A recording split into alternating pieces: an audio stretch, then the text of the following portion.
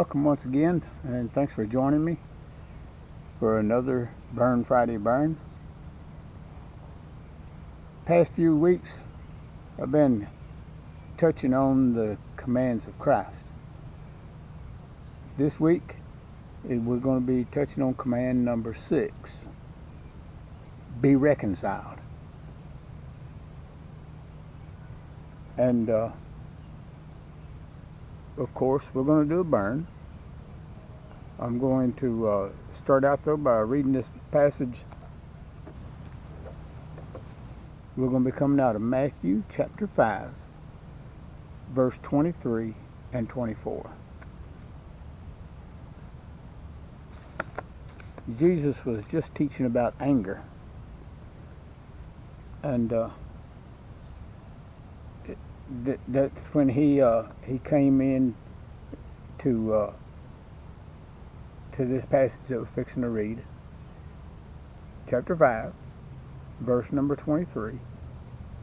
So if you are presenting a sacrifice at the altar in the temple, and you suddenly remember that someone has something against you, leave your sacrifice there at the altar. Go and be reconciled to that person. Then come and offer your sacrifice to God. You notice he said, if you remember that someone has something against you, he doesn't say that you've got something against them. You know somebody that has something against you. They're holding a grudge against you or something. And Jesus is commanding us to go and be reconciled with that person. So let's go get that burn going, and then we'll get back to this be reconciled. Let's scrape a little bit of this fat wood off first, so we can have something to get this fire going.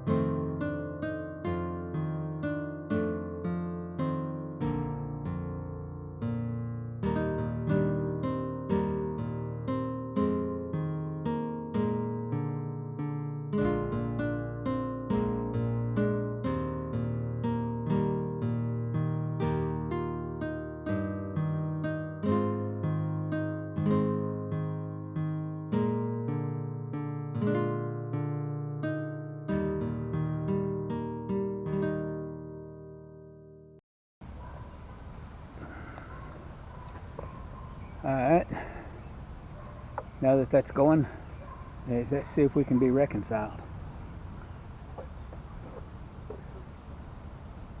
Let's read that again. This time I'm going to step back up to verse 21. Matthew chapter 5, verse 21. You've heard that our ancestors were told, you must not murder. If you commit murder, you're subject to judgment.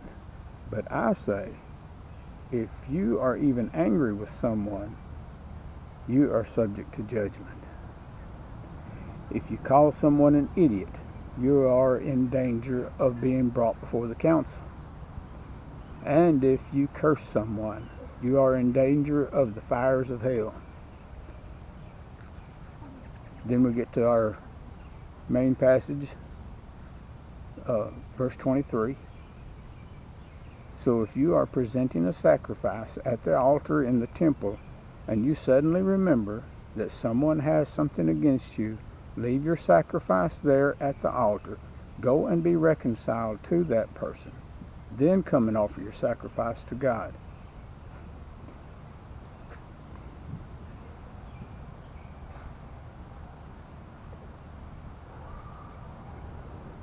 See, God doesn't want our worship if our heart's not in it. We have to be clear with Him before we can worship Him. And if we are in a position where we're allowing someone to have a grudge against us and us knowing about it, because the passage said, you suddenly remember. So we need to, every time and any time someone offends us, or if we think that we might have said something or done something that offended someone else, see, that's when they would have something against us, if we offended them in some way. But according to the passage that I just read, the person Jesus was talking to knew that they had offended someone. So we want to make sure that we're always clear with others and reconciled with them in relationship. There's a difference between forgiveness and reconciliation. You can forgive someone that has offended you who is not in relationship with you, a friend or relative or an acquaintance. You know, like if someone cuts you off in traffic, you're not supposed to cuss at them and be grudgeful towards them. You're supposed to forgive them. I mean, that's what Jesus said. And we're going to get to that command. It's pretty good ways down the road. It'll be in about 15 weeks before we get to it. But there's a lot of things that we have to do in order to get ourselves to the point in our relationship with Christ before we can get that forgiveness of heart that is really meaningful. So, being reconciled with someone is to return to favor.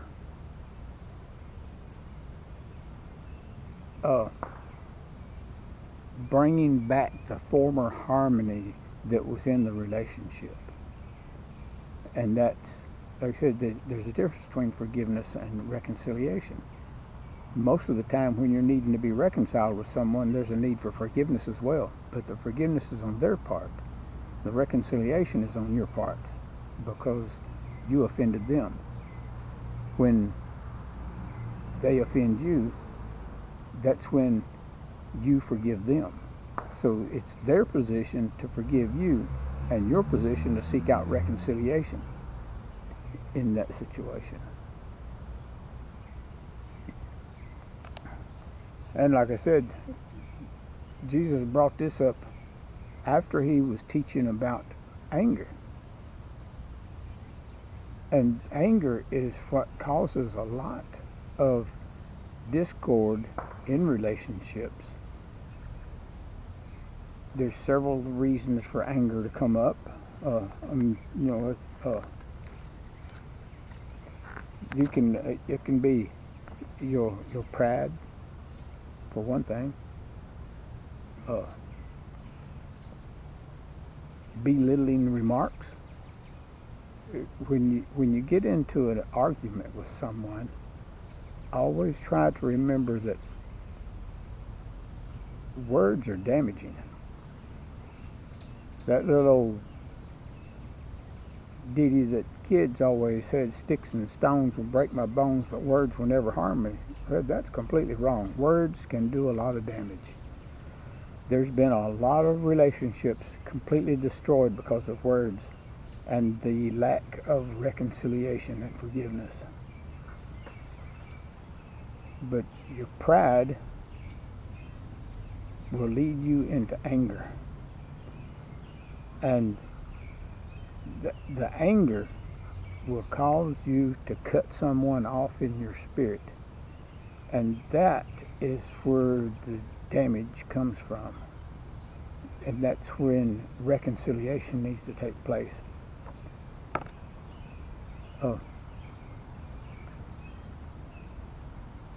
And again, I said that it's when you realize that they have something against you, it's when you need to be reconciled with them. If you have been offended by them, forgiveness is what you need to do. I can recall a time, a lot of them as a matter of fact, but one in particular, where someone did something that damaged me and my whole family as a matter of fact. And it took a lot of years from us. And that person hasn't sought out reconciliation. I eventually forgave the person for the damage they caused, and they know, because I told them so, that they did some damage, that they never even asked for my forgiveness. I forgave them without them even being there, because that's what Christ required of me at the time. But they themselves never, it's been 20 years now, I guess, but they still haven't come to me and said, "I would like to make amends in our relationship." So that relationship is over with. The Apostle Paul said not to be unequally yoked together with non-believers. So the relationship not being there anymore isn't damaging to me, because I'm not unequally yoked with them. So I'm trying my best to follow the commands of Christ that I know, and the teachings that he did, and the teachings of the apostles, and what they were teaching the churches, the things that's in the Bible. I try my best to follow along with that. And it's not something that you can do in human strength. It takes the strength and power of the Holy Spirit within you to accomplish a meaningful and ongoing intimate relationship with Christ. So being reconciled is one thing that we have to do when we first become believers, because we have offended God by our actions. And we can see in the Old Testament times when the people, God's chosen people, would fall away. They would offend God, and he would send the prophet their way to tell them that they need to turn from their wicked ways and seek God. And that's the reconciliation that God was wanting from them. And a lot of times, most of the time as a matter of fact, they wouldn't. They wanted to live their own ways and not follow God's ways. So God would cut off the relationship with that generation. Even the ones that when he had Moses lead the people out of Egypt, he cut off his relationship with that generation and picked it back up with the next generation when he delivered them into the promised land. So we can go through life knowing that someone has a grudge against us and not seek out reconciliation, or we can go to them and say, look, I know that I did something that offended you and you have this against me. I would like to repair our relationship and get back on track. In the book of 1 Samuel, chapter 15, God had told King Saul to go to war against the Amalekites, and he told Saul to utterly destroy everyone and everything, not to keep anything.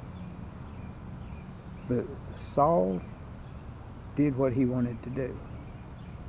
He captured the king, took him hostage as a prisoner, and he kept some sheep and goats, and so Samuel jumped onto him.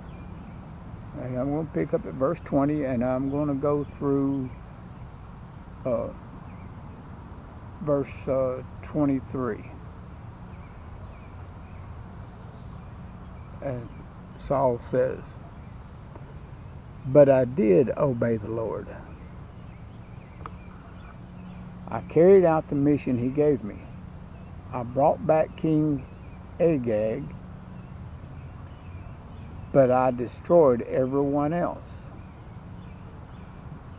Then my troops brought in the best of the sheep, goats, cattle, and plunder to sacrifice to the Lord your God in Gilgal." You notice he said the Lord your God to Samuel. He didn't say the Lord our God. So Saul had already rejected God as being the one he wanted to follow. But verse 22, "But Samuel replied, what is more pleasing to the Lord, your burnt offerings and sacrifices, or your obedience to his voice?" Listen, obedience is better than sacrifice, and submission is better than offering the fat of rams. Rebellion is as sinful as witchcraft, and stubbornness as bad as worshiping idols. So because you have rejected the command of the Lord, he has rejected you as king. So the passage I read at the beginning, in Matthew chapter 5, Jesus commands his followers to be reconciled. So we don't want to be like King Saul and be in rebellion and be considered as witches in God's eyes. That we don't want, because God told his people to destroy witches.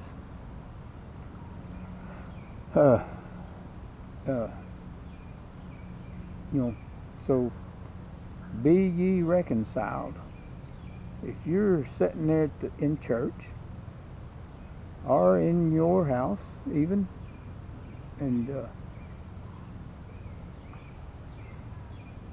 I just had a falcon landed in a tree over here and caught my eye.